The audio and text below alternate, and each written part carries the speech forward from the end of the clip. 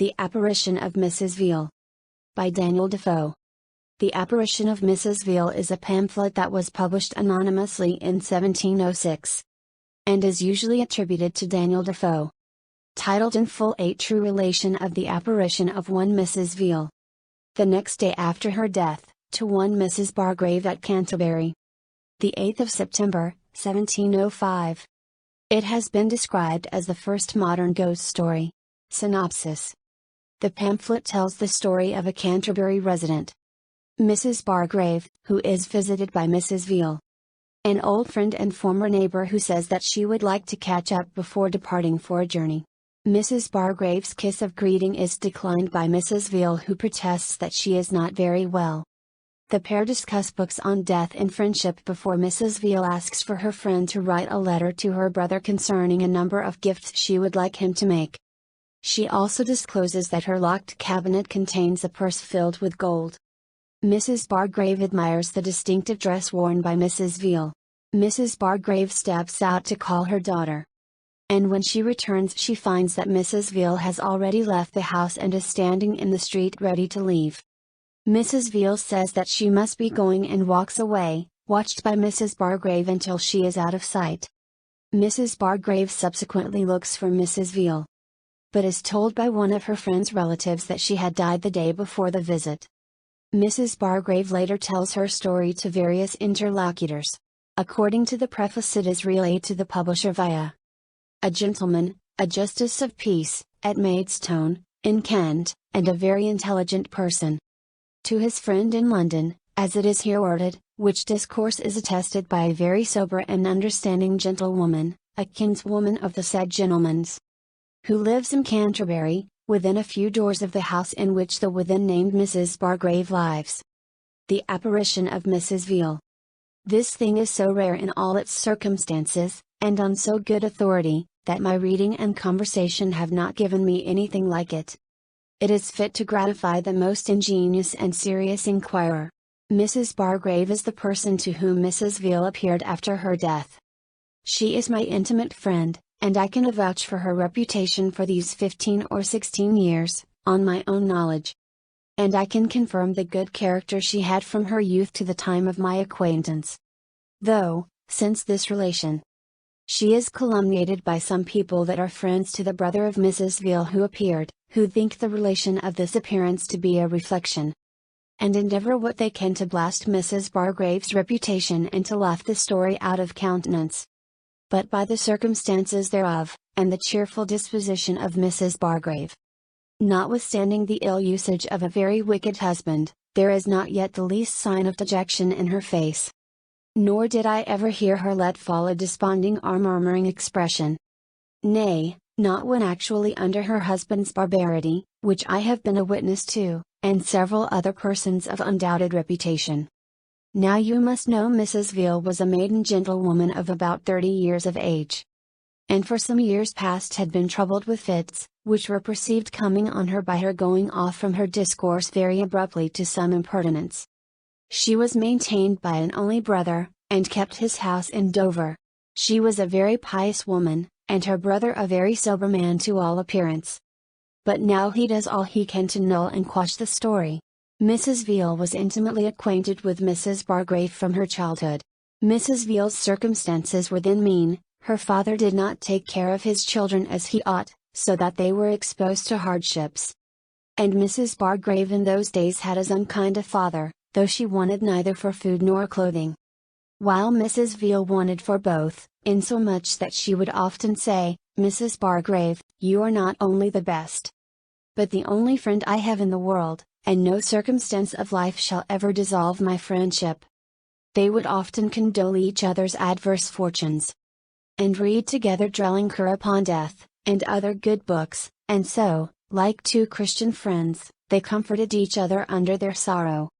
Some time after, Mr. Veal's friends got him a place in the custom house at Dover, which occasioned Mrs. Veal, by little and little, to fall off from her intimacy with Mrs. Bargrave, though there was never any such thing as a quarrel, but an indifferency came on by degrees, till at last Mrs. Bargrave had not seen her in 2 years and a half, though above a 12-month of the time Mrs. Bargrave hath been absent from Dover, and this last half year has been in Canterbury about 2 months of the time, dwelling in a house of her own. In this house, on the 8th of September, 1705.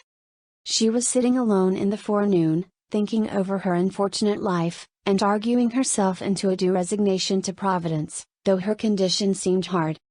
And, said she, I have been provided for hitherto, and doubt not but I shall be still, and am well satisfied that my afflictions shall end when it is most fit for me. And then took up her sewing work, which she had no sooner done but she hears a knocking at the door. She went to see who was there, and this proved to be Mrs. Veal, her old friend, who was in a riding habit. At that moment of time the clock struck 12 at noon. Madam, says Mrs. Bargrave, I am surprised to see you, you have been so long a stranger, but told her she was glad to see her, and offered to salute her, which Mrs. Veal complied with, till their lips almost touched, and then Mrs. Veal drew her hand across her own eyes, and said, I am not very well, and so waved it. She told Mrs. Bargrave she was going a journey, and had a great mind to see her first. But, says Mrs. Bargrave, how can you take a journey alone? I am amazed at it, because I know you have a fond brother. Oh, says Mrs. Veal, I gave my brother the slip, and came away, because I had so great a desire to see you before I took my journey. So Mrs. Bargrave went in with her into another room within the first, and Mrs. Veal sat her down in an elbow chair, in which Mrs. Bargrave was sitting when she heard Mrs. Veal knock. Then, says Mrs. Veal, my dear friend, I am come to renew our old friendship again, and beg your pardon for my breach of it, and if you can forgive me, you are the best of women. Oh, says Mrs. Bargrave, do not mention such a thing, I have not had an uneasy thought about it. What did you think of me? Says Mrs. Veal. Says Mrs. Bargrave, I thought you were like the rest of the world, and that prosperity had made you forget yourself and me. Then Mrs. Veal reminded Mrs. Bargrave of the many friendly offices she did her in former days, and much of the conversation they had with each other in the times of their adversity, what books they read, and what comfort in particular they received from Drillingker's Book of Death, which was the best, she said, on the subject ever wrote. She also mentioned Dr. Sherlock, and 2 Dutch books, which were translated, wrote upon death, and several others. But Drillingker, she said, had the clearest notions of death and of the future state of any who had handled that subject. Then she asked Mrs. Bargrave whether she had Drillingker. She said, yes. Says Mrs. Veal, fetch it. And so Mrs. Bargrave goes upstairs and brings it down. Says Mrs. Veal, dear Mrs. Bargrave, if the eyes of our faith were as open as the eyes of our body, we should see numbers of angels about us for our guard. The notions we have of heaven now are nothing like what it is. As Drillingker says, therefore be comforted under your afflictions, and believe that the Almighty has a particular regard to you, and that your afflictions are marks of God's favor. And when they have done the business they are sent for, they shall be removed from you.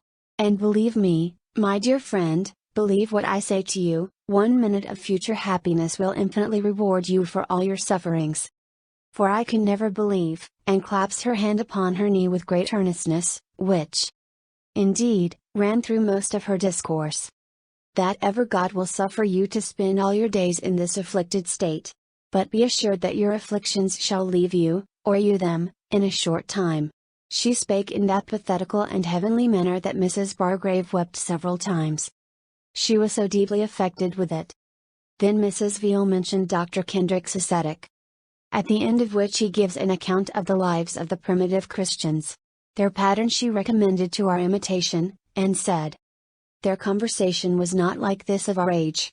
For now, says she, there is nothing but vain, frothy discourse, which is far different from theirs. Theirs was to edification, and to build one another up in faith, so that they were not as we are, nor are we as they were. But, said she, we ought to do as they did, there was a hearty friendship among them. But where is it now to be found? Says Mrs. Bargrave. It is hard indeed to find a true friend in these days. Says Mrs. Veal. Mr. Norris has a fine copy of verses, called Friendship in Perfection, which I wonderfully admire. Have you seen the book? Says Mrs. Veal. No, says Mrs. Bargrave. But I have the verses of my own writing out. "Have you?" says Mrs. Veal. "Then fetch them," which she did from above stairs, and offered them to Mrs. Veal to read. Who refused, and waved the thing, saying, holding down her head would make it ache, and then desiring Mrs. Bargrave to read them to her, which she did. As they were admiring friendship, Mrs. Veal said, "Dear Mrs. Bargrave, I shall love you forever." In these verses there is twice used the word Elysian. "Ah," says Mrs. Veal, "these poets have such names for heaven."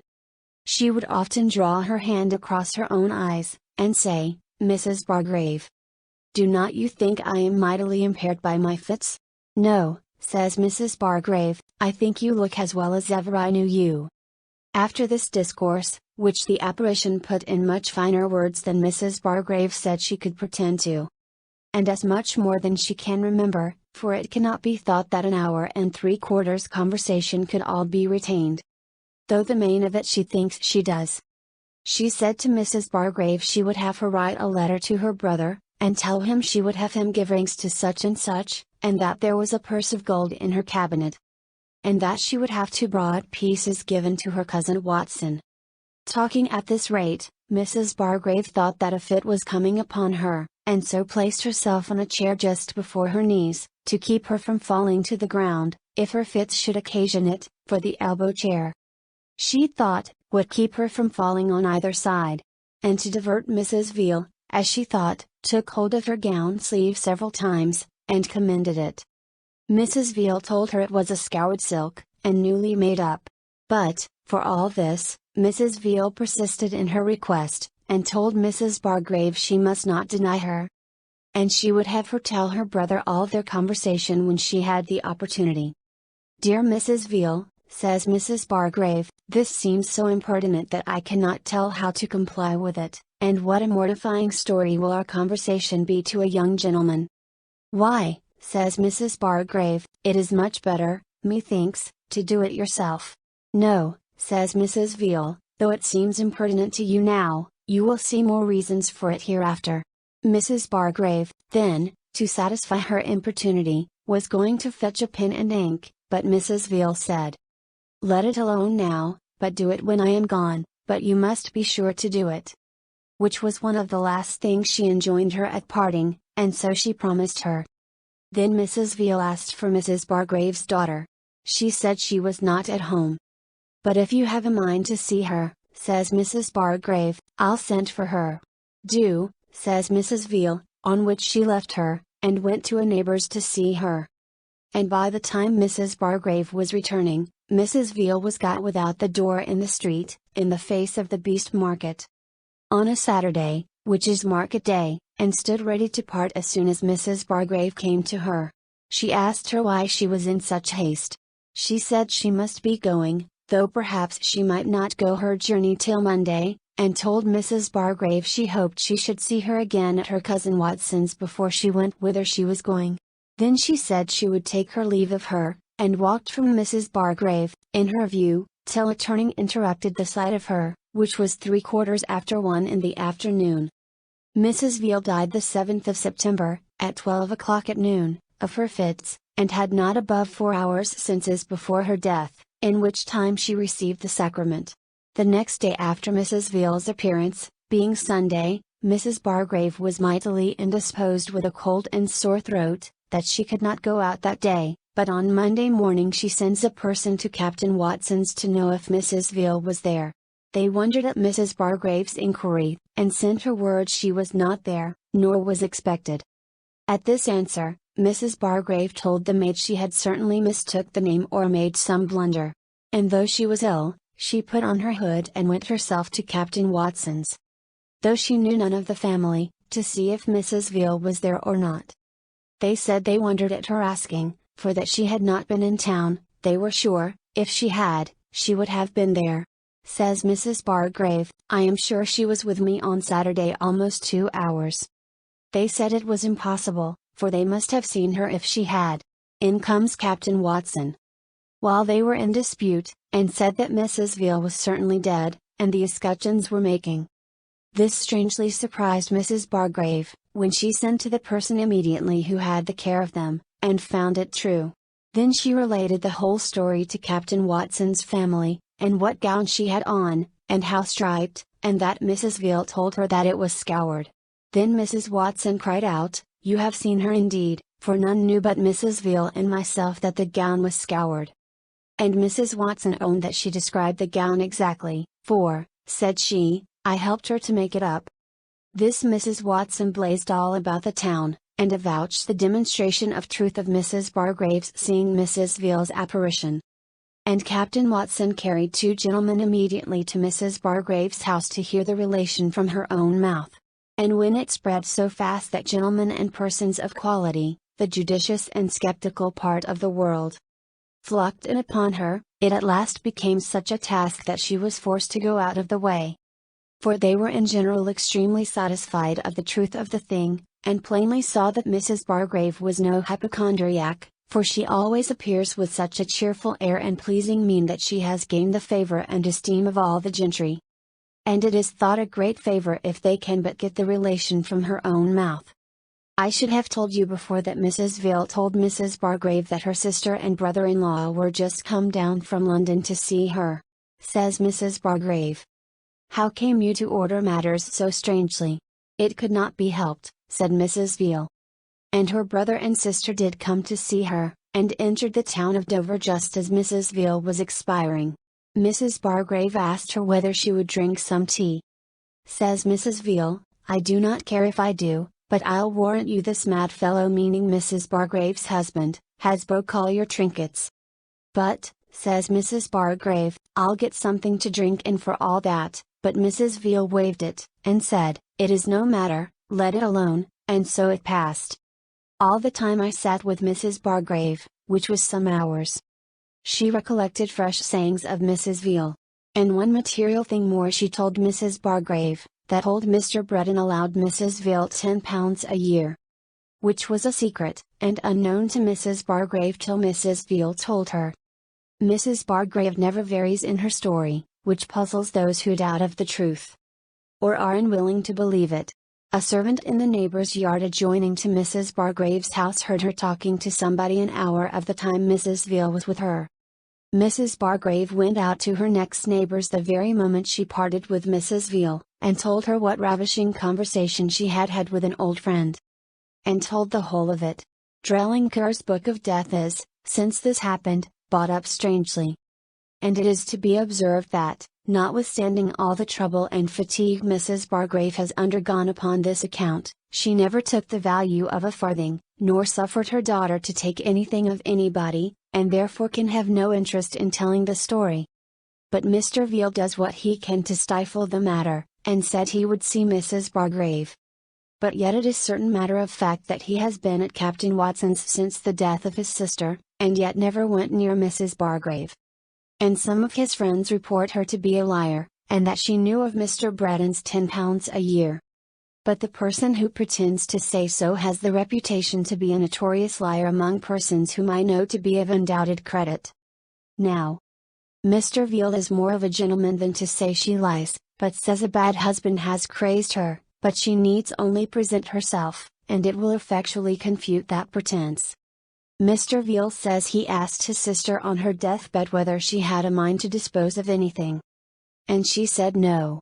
Now the things which Mrs. Veal's apparition would have disposed of were so trifling, and nothing of justice aimed at in the disposal, that the design of it appears to me to be only in order to make Mrs. Bargrave satisfy the world of the reality thereof as to what she had seen and heard, and to secure her reputation among the reasonable and understanding part of mankind. And then, again, Mr. Veal owns that there was a purse of gold, but it was not found in her cabinet, but in a comb box. This looks improbable, for that Mrs. Watson owned that Mrs. Veal was so very careful of the key of her cabinet that she would trust nobody with it, and if so, no doubt she would not trust her gold out of it. And Mrs. Veal's often drawing her hands over her eyes, and asking Mrs. Bargrave whether her fits had not impaired her, looks to me as if she did it on purpose to remind Mrs. Bargrave of her fits, to prepare her not to think it strange that she should put her upon writing to her brother, to dispose of rings and gold. Which looks so much like a dying person's request, and it took accordingly with Mrs. Bargrave as the effect of her fits coming upon her, and was one of the many instances of her wonderful love to her and care of her, that she should not be affrighted, which, indeed, appears in her whole management, particularly in her coming to her in the daytime, waving the salutation, and when she was alone, and then the manner of her parting, to prevent a second attempt to salute her. Now, why Mr. Veal should think this relation a reflection, as it is plain he does, by his endeavoring to stifle it, I cannot imagine, because the generality believe her to be a good spirit. Her discourse was so heavenly. Her two great errands were, to comfort Mrs. Bargrave in her affliction, and to ask her forgiveness for her breach of friendship, and with a pious discourse to encourage her. So that, after all, to suppose that Mrs. Bargrave could hatch such an invention as this, from Friday noon to Saturday noon, supposing that she knew of Mrs. Veal's death the very first moment, without jumbling circumstances, and without any interest. 2. She must be more witty, fortunate, and wicked, too, than any indifferent person. I dare say, will allow. I asked Mrs. Bargrave several times if she was sure she felt the gown. She answered, modestly, "If my senses be to be relied on, I am sure of it." I asked her if she heard a sound when she clapped her hand upon her knee. She said she did not remember she did, but said she appeared to be as much a substance as I did who talked with her. "And I may," said she, "be as soon persuaded that your apparition is talking to me now as that I did not really see her, for I was under no manner of fear, and received her as a friend, and parted with her as such. I would not," says she, "give 1 farthing to make any one believe it. I have no interest in it. Nothing but trouble is entailed upon me for a long time, for aught I know, and, had it not come to light by accident, it would never have been made public. But now she says she will make her own private use of it, and keep herself out of the way as much as she can. And so she has done since. She says she had a gentleman who came 30 miles to her to hear the relation, and that she had told it to a room full of people at the time. Several particular gentlemen have had the story from Mrs. Bargrave's own mouth. This thing has very much affected me, and I am as well satisfied as I am of the best grounded matter of fact. And why we should dispute matter of fact? Because we cannot solve things of which we can have no certain or demonstrative notions, seems strange to me. Mrs. Bargrave's authority and sincerity alone would have been undoubted in any other case. End of the story. Thank you. Thank you.